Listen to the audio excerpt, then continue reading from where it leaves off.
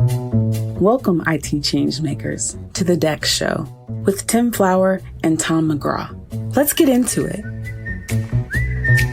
Hello, changemakers. Welcome to the DEX Show. Today, Tim and I are joined by legendary author, businesswoman, and entrepreneur, and without a doubt, one of the two most famous Ariannas in the world, Arianna Huffington. Arianna, welcome. It's a huge privilege to have you with us on the DEX Show. Thank you so much, Tom and team. Great to be with you. Splendid. It's amazing to just meet you, actually, because it really, for me, the rise of the Huffington Post was such a milestone in the sort of history of digital publishing in general. So first of all, I'd love to just begin by asking you what really stands out to you from that period of your life when you think back on it. So, the most amazing thing that, of course, now is completely normal was how we moved from an audience being consumers of information to being producers and participants. And so when we launched the Huffington Post in 2005, it was a world where, New York Times editors were making fun of bloggers as people who were working in their pajamas out of their parents' basements and who couldn't get a job. Mm-hmm. And now, of course, everything has changed.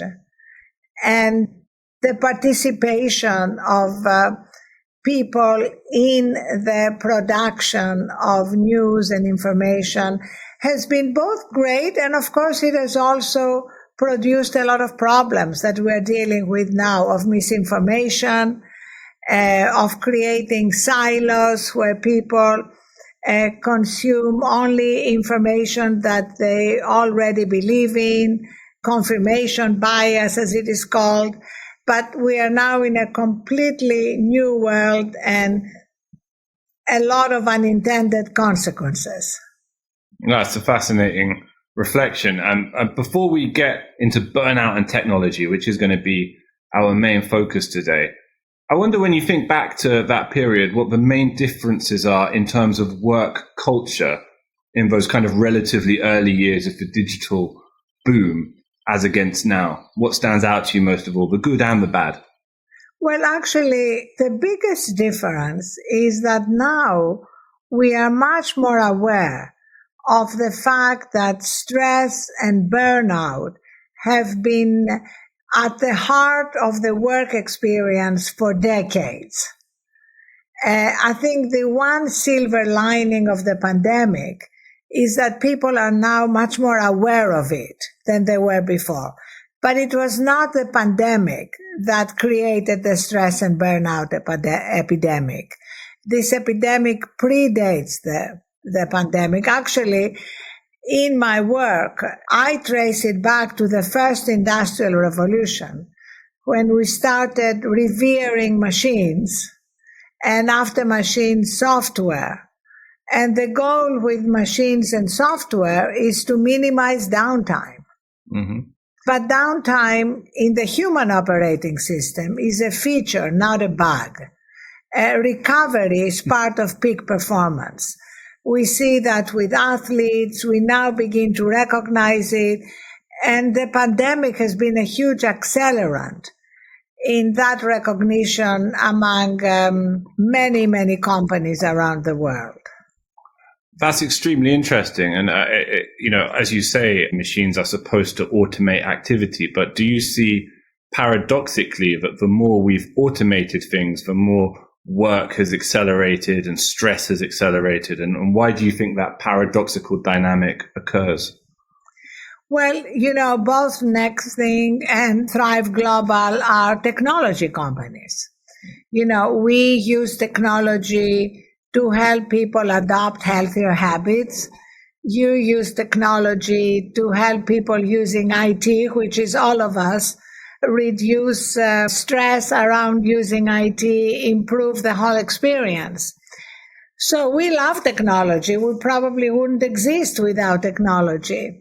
But as you alluded, Tom, there is also the unintended consequence of people becoming totally wrapped up in social media, gaming, binge watching, and not really taking the time they need to disconnect, refuel, recharge.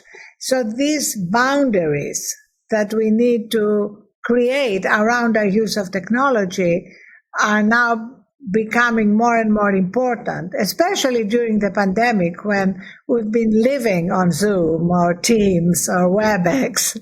Yeah. So Arianna, you recently joined us at our Next Think Global kickoff. You had a great conversation with Pedro, a top-ranked session, I might add, as I talk with folks in parallel with the conversation that the board of directors had with us.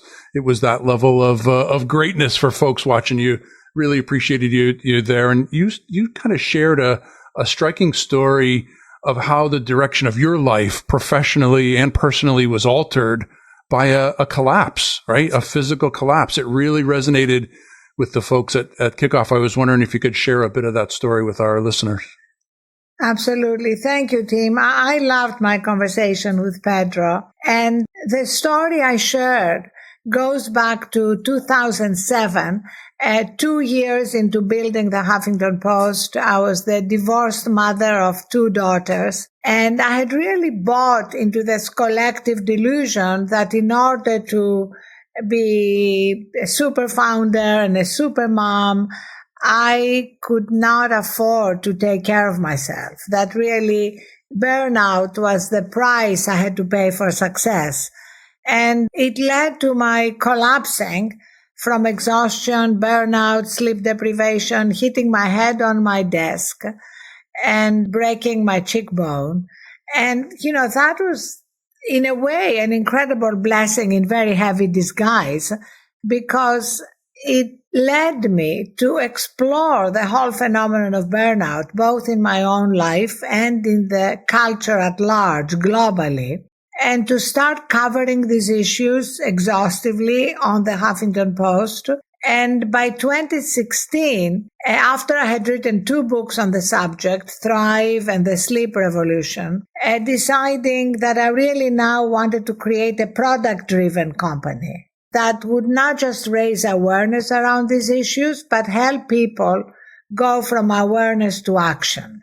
Help people adopt healthier habits around sleep and nutrition and movement and gratitude. And what we recognize through all the work we did around behavior change is that the best way to change behaviors, really the only way to change them sustainably, is through micro steps, as we call them. Small, daily, incremental steps that add up to big changes.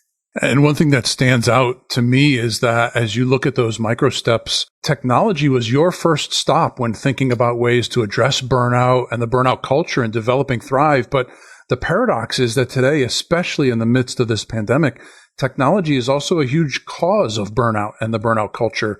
We spoke earlier about the role technology played in your development and success, but I think it would be fascinating to hear your thoughts on technology as a source of mental and physical exhaustion and how we should look at both sides of that equation. It is a source of burnout if we don't set boundaries. That's why setting boundaries through micro steps is a real key to what we are proposing and offering to all the companies we're working with at Thrive. And let me give you just a couple of examples, Tim. Probably one of my favorite micro steps out of all the hundreds we have is at the end of the day, picking a time that you declare the end of your working day, because the truth is nobody has a natural end to our working day.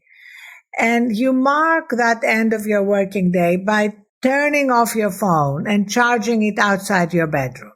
Now, that is very hard for most people.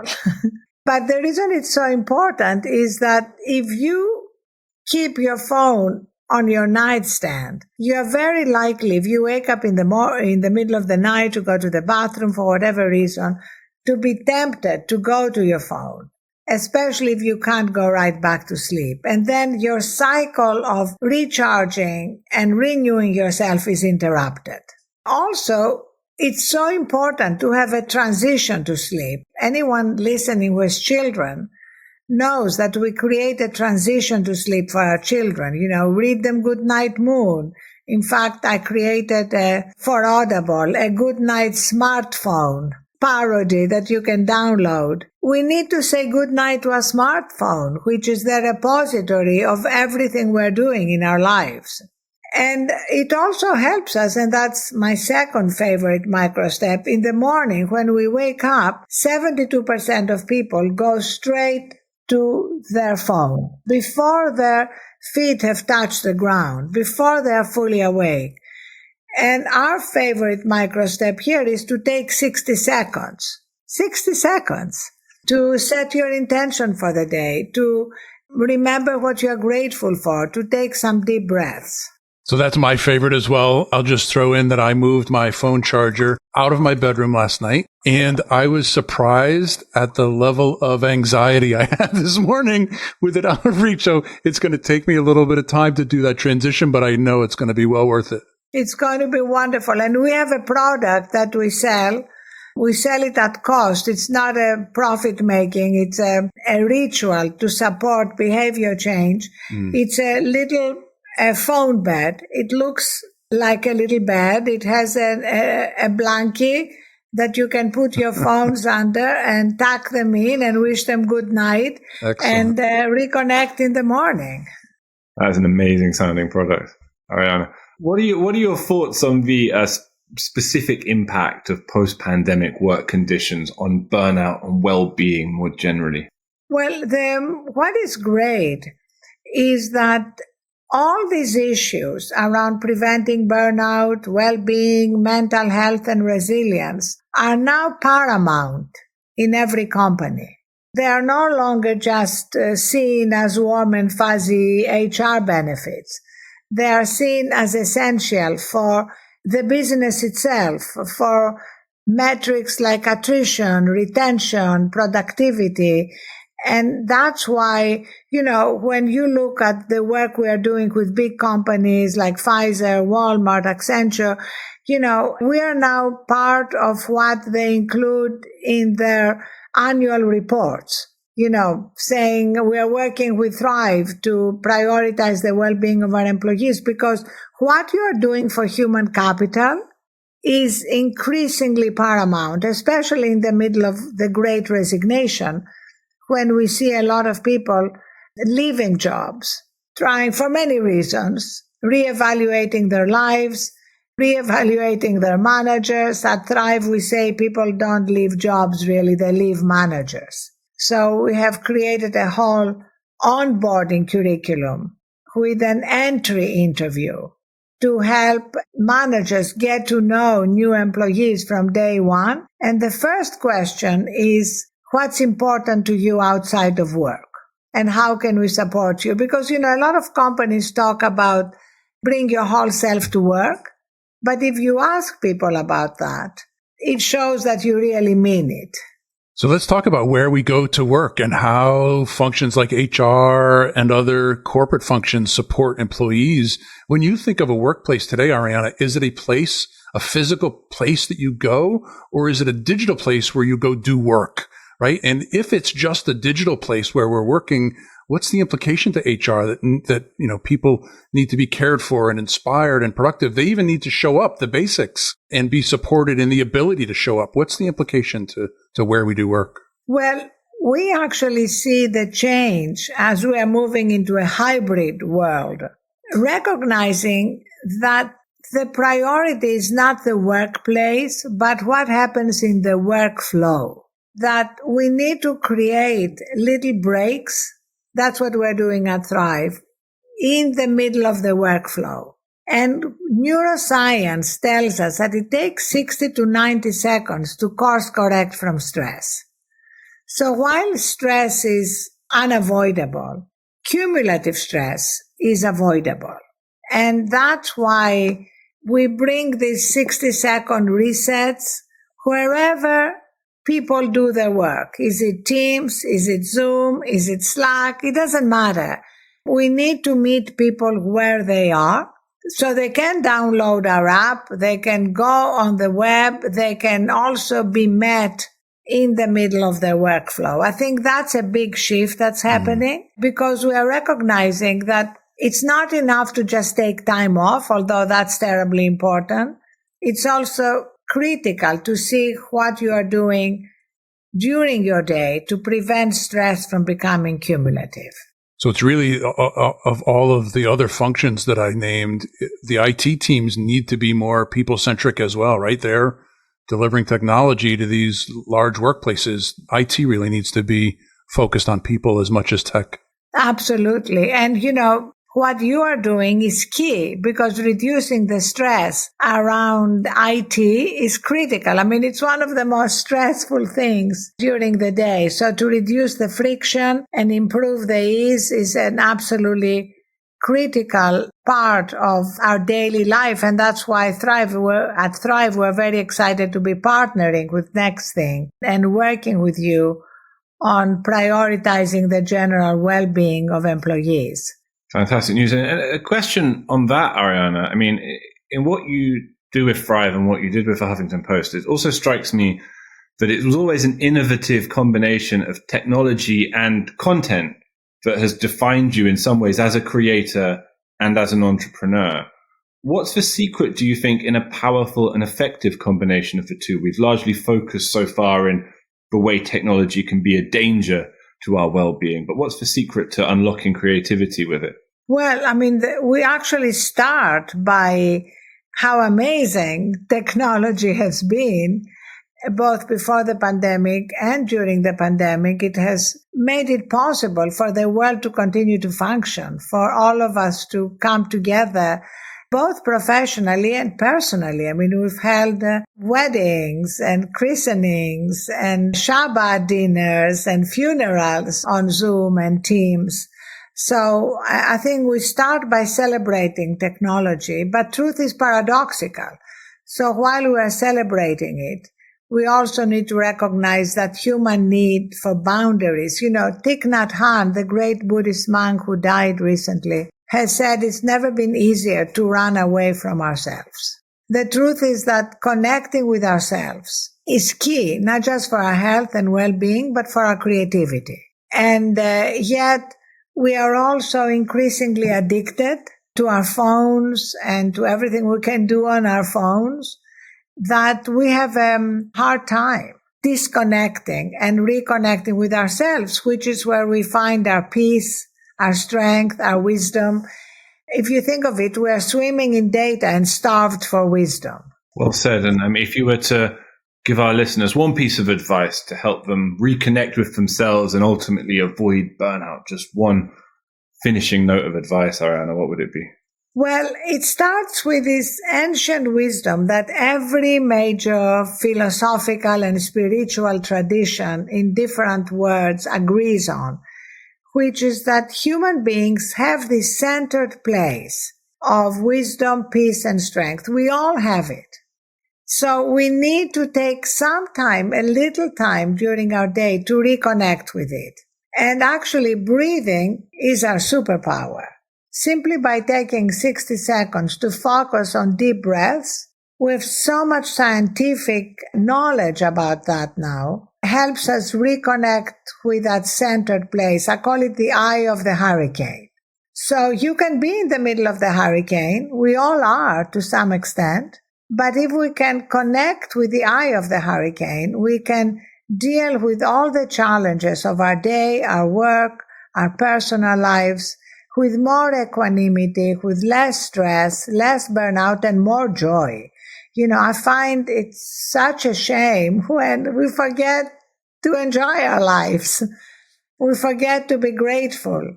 And all the new science tells us that gratitude is the greatest antidote for anxiety and for stress. An absolutely perfect and profound note to end on there, Arianna. Thank you so much. It's been a thought-provoking pleasure to have you on the DEX show. Thank you. Thanks, Arianna. Thank you so much, Tom and team and Catherine, and I look forward to doing a lot more.